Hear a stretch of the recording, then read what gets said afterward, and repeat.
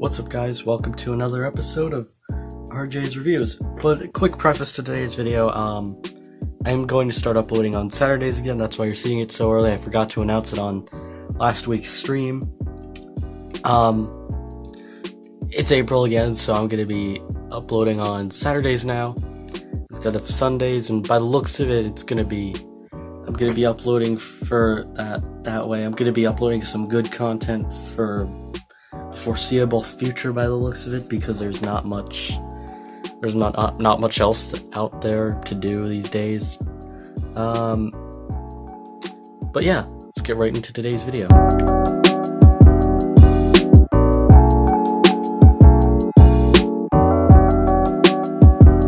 What's up, guys? Welcome to today's episode of RJ's Review. So today we got some things to be reviewing, and so if you haven't been into the tech news recently like I have, and I think I've announced this on stream many times, Apple has actually made their Final Cut Pro trial 90 days long, so yeah, I'm going to be reviewing that for today. So yeah, let's get right into that one.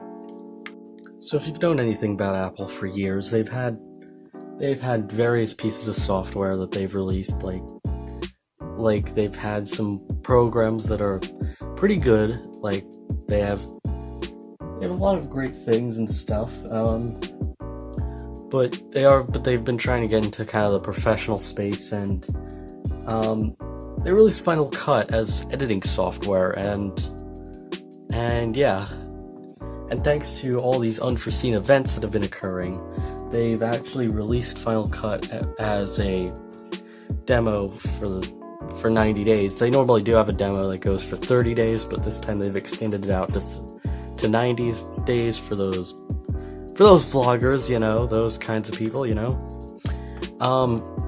So what they've done is that they've just extended out the demo for this program for a few extra times. So I thought I'd review it, because you know what? I've got nothing better to be doing. And I've already made a video on it. In fact, if you saw my video that I made talking about the scam YouTubers, I actually used Final Cut for that video. I found that was pretty great, actually. It did great at that one. I kind of had enjoyment in that one. It was kind of a faster workload and a faster workflow. It's not that I couldn't do it with my current editing software of Shotcut, but it would just be a bit on the slower side, because Shotcut is meant for more higher-end machines, and I just got the 8 gig version of a MacBook Air, so I'm fairly limited on it, and so far I find that Final Cut gains a lot of points for being able to run on machines. However, I can see that there's a lot of similarities to Apple's more freer version of it, iMovie, which if you don't know, can be run on pretty much anything. I bet you can have a potato that you could stick a few breadboard wires into, and it'll probably run just fine, like 60 FPS kind of run it. I don't know. Apple might just sell something called the iPotato. I don't know. Only $9.99. But yeah,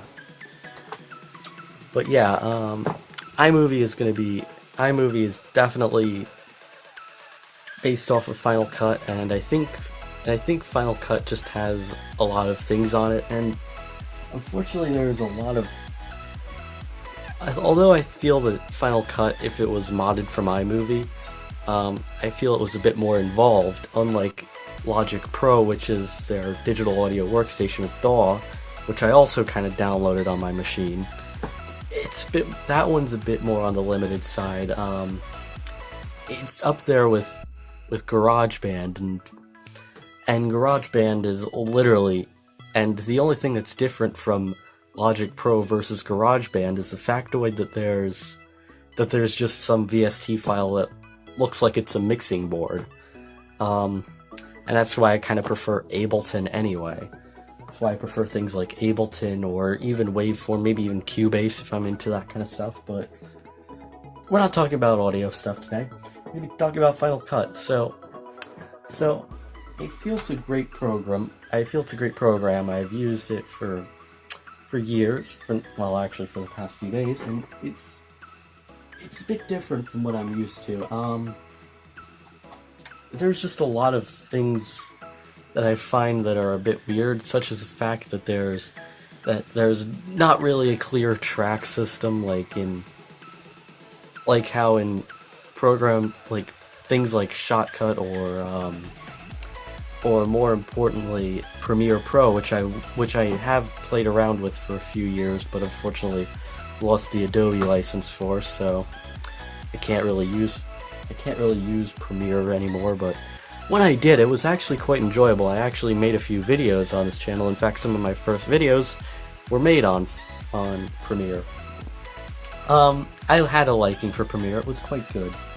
But this is definitely different from what I've dealt with in the past. I mean, things like Shotcut, or even some programs that I've seen through Linux and all these other operating systems. But like I was saying, it's just it's a bit different from what everybody's used to.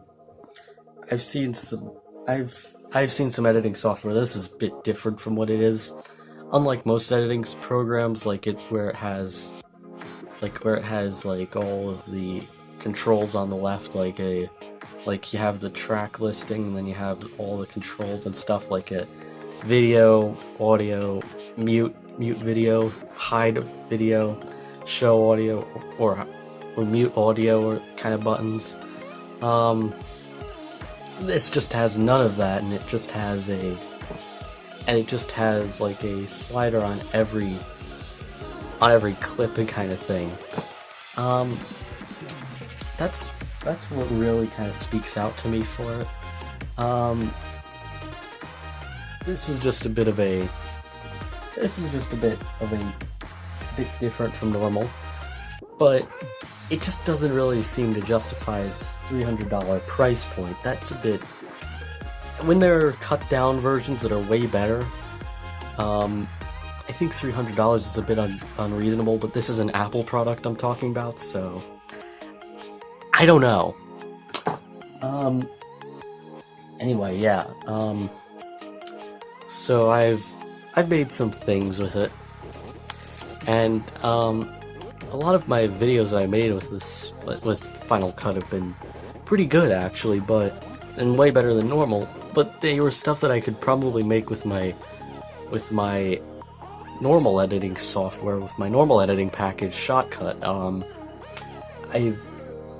I've made some pretty good stuff with that, but I can tell that Final Cut's is more based on presets and stuff, and I could definitely tell there are a lot of presets in it, and a lot of different ones, and it was just very hard to find something that was kind of blank, that I could just edit on, and just like a blank title, and just edit through there, and just do work with it. But I will say my editing process was way faster. I liked the video I made 2 weeks ago about all of those scam YouTubers. I liked that one. It was a great video. If you haven't watched it, go watch it.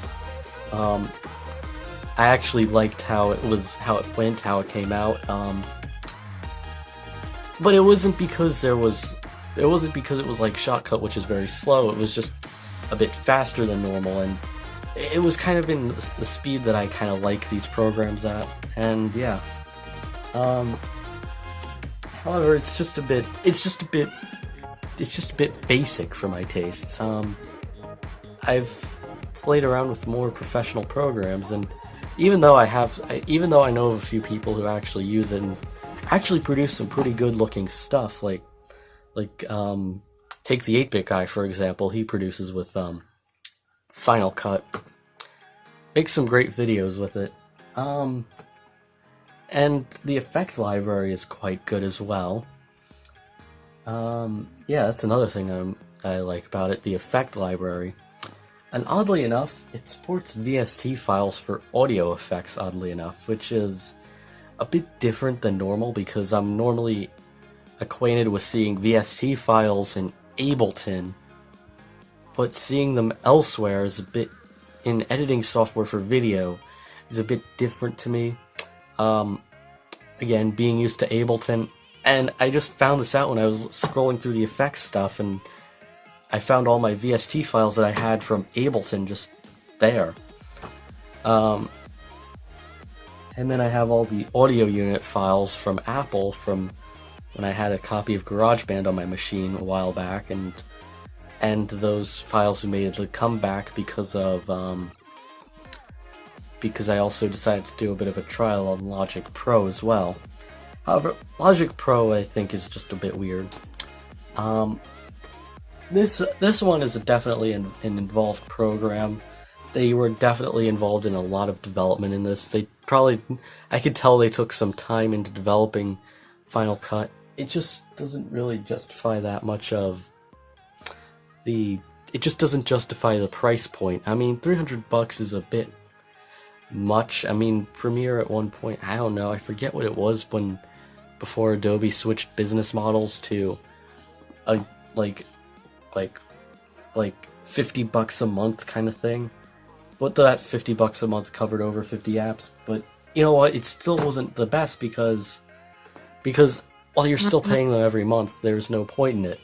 But this stuff is just $300 and you keep it forever kind of thing. But